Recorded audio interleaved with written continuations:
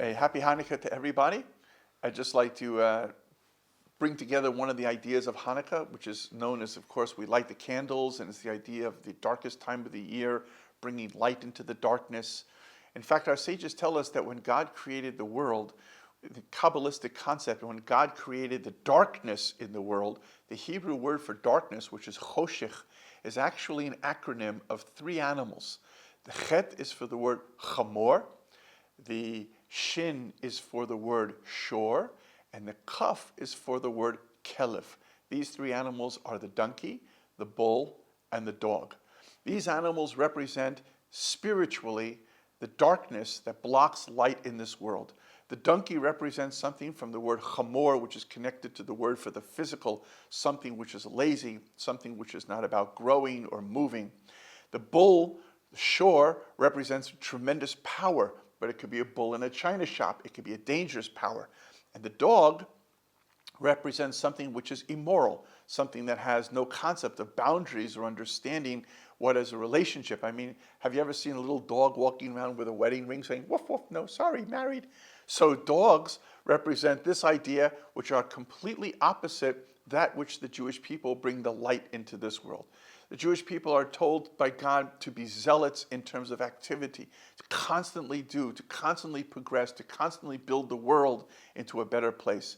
We're also told to be able to have tremendous power like the bull, because the bull represents Joseph among the Jewish people, but it's a power of self-control. That's why he was able to overcome the greatest challenge of self-control, which was his challenge against his boss's wife, which was a challenge of immorality.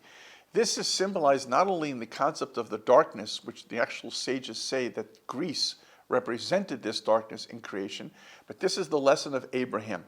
Abraham goes into the world of Nimrod, a world of idolatry, a world of illusion, and he's thrown within that world into a fire. It's called the Or Kasdim.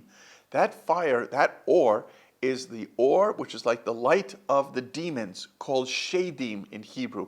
Kaf means like. Keshedim is the light of Keshedim, the fire of the demons. But this fire, he is able to transcend and not to be consumed. In fact, the Talmud says, I made a little note here, there are actually 6 different types of fire. One of them is the regular fire, which eats but does not drink. Another one is the fire of the fever that drinks but does not eat. The third is the fire associated with the prophet Eliyahu, when he turned into pure fire because it eats and drinks. The fourth is the fire that was on the altar, which eats even things which are wet as if they were dry. And the next fire is the fire of the angel Gabriel, which is fire which fights fire. And the highest fire is the fire of the divine presence, which eats fire. And so Abraham was able to connect to the fire of the divine presence, and his fire was able to consume all other fires. This is the fire of the menorah. It consumes all other illusions. It continues to burn as every society shows its weakness and falls away.